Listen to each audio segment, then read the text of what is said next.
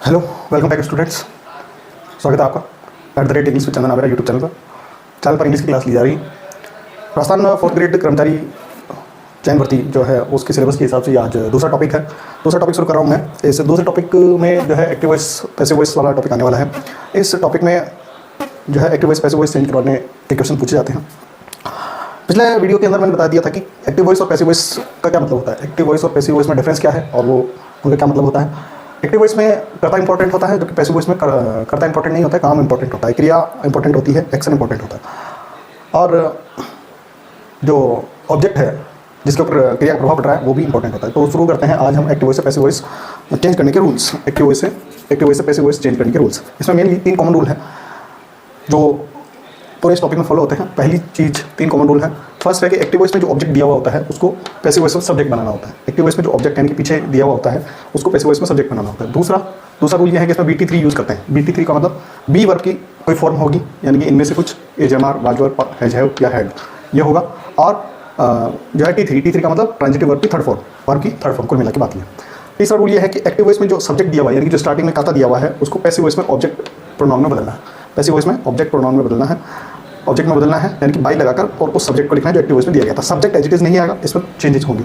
जिस तरीके से एक्टिव वॉइस के ऑब्जेक्ट को पैसिव वॉइस में सब्जेक्ट बनाया, ठीक वैसे ही एक्टिव वॉइस के सब्जेक्ट को पैसिव वॉइस में ऑब्जेक्ट बनाने का तरीका, कोई नाम है तो वो एज इट इज आ जाएगा, लेकिन अगर कोई प्रोनाउन है तो वो इस तरीके से चेंज होगा। कैसे? सब्जेक्ट के टाइम पर जब ये इनमें से कुछ होगा तो ऑब्जेक्ट के टाइम पर इस तरीके से बदल जाएगा, और अगर ऑब्जेक्ट के टाइम पर इनमें से कुछ है तो सब्जेक्ट के टाइम पर इस तरीके से बदल जाएगा।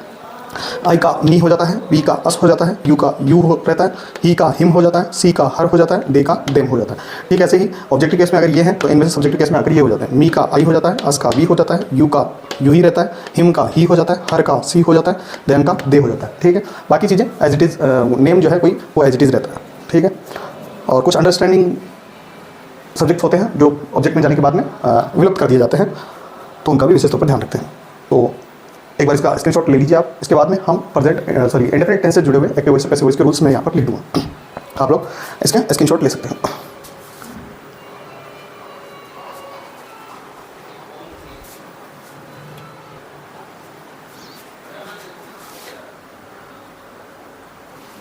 अभी तक जो मैंने बताया वो आपको जरूर समझ में आ गया होगा। अब जो है कुछ इंडेफिनिट टेंस यानी कि तीनों टेंस, प्रेजेंट के, पास्ट के और फ्यूचर के, तीनों के इंडेफिनिट यानी कि फर्स्ट वाला टेंस है उसके एक्टिव वॉइस से पैसिव वॉइस बनाने के हम तरीके देख लेते हैं कैसे बनाते हैं। देखो, प्रेजेंट इंडेफिनिट टेंस में एक्टिव वॉइस में अगर सेंटेंस होगा तो इस तरीके से होगा, सब्जेक्ट प्लस V1 S या ES और ऑब्जेक्ट, V1 के साथ में S या ES या ऑब्जेक्ट, ये इस तरीके का इसका फॉर्मेट होता है। तो जब इसको चेंज करते हैं, पैसिव वॉइस बनाते हैं, तो क्या करते हैं, सबसे पहले ऑब्जेक्ट लगा देते हैं, उसके बाद में एजएमआर लगाते हैं, तीनों में से कोई एक सब्जेक्ट इसके अकॉर्डिंग आएगा।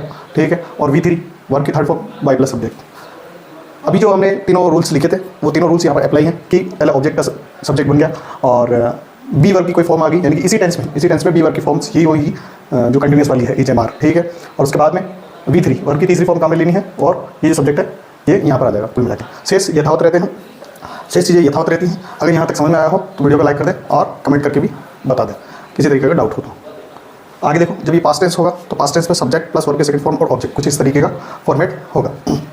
अब देखो, इसमें भी सेम टू सेम इसी तरीके से जो ऑब्जेक्ट यहाँ पर है, वर्ब की सेकंड फॉर्म थी तो इस यानी कि पास्ट टेंस था, तो पास्ट टेंस में वाजो काम एरिया, बी की पास्ट फॉर्म जो है वाजो या वर्ब होती है, ये इसके अकॉर्डिंग आएगा, दोनों में से कोई एक, वर्ब की थर्ड फॉर्म और बाई प्लस सब्जेक्ट। ठीक है, वर्ब की सेकंड फॉर्म जो है यहाँ पर थर्ड फॉर्म रहेगा। पैसिव वॉइस में ज़्यादातर थर्ड फॉर्म ही आने वाली है, पैसिव वॉइस में थर्ड फॉर्म नहीं आने वाली। और फ्यूचर टेंस सब्जेक्ट, विल, शैल या मॉडल, तीनों में से कुछ भी हो सकता है, साथ में वर्ब की फर्स्ट फॉर्म और ऑब्जेक्ट होगा, वर्ब की फर्स्ट फॉर्म और ऑब्जेक्ट होगा। वही चीज़ यहाँ पर अप्लाई है, ऑब्जेक्ट पहले है, विल, शैल, मॉडल इसके अनुसार आ जाएंगे और साथ में बी ऐड होगा और वर्ब की तीसरी फॉर्म और बाई प्लस सब्जेक्ट। ठीक है, यहाँ पर ये सबसे इंपॉर्टेंट है BT3, बी और ट्रांजिटिव वर्ब की थर्ड फॉर्म, बी की कोई भी फॉर्म, ये एक मैंने बी जो है एक नोट के तौर पर बढ़ा दिया है।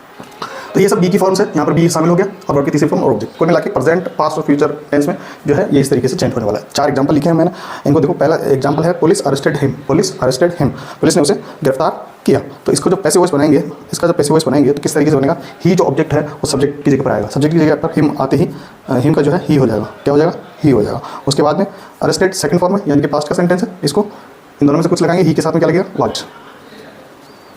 अरेस्टेड की थर्ड फॉर्म भी अरेस्टेड ही होती है। ठीक है, सीधी सी बात है, अंडरस्टूड है। अरेस्टेड करने वाली पुलिस होती है, इसलिए हम बाई प्लस पुलिस नहीं लिखेंगे क्योंकि अरेस्ट करने का काम पुलिस का ही होता है। समझ में आ गया तो लाइक कर दें, कमेंट कर दें। अब देखो, people speak English all over the world, second sentence है people speak all over the English all over the world.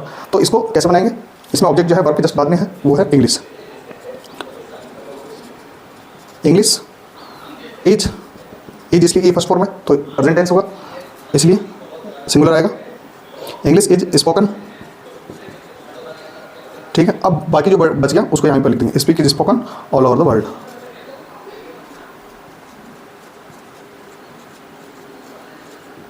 Speak English is spoken all over the world. Third sentence, अच्छा इसके अंदर बाय पीपल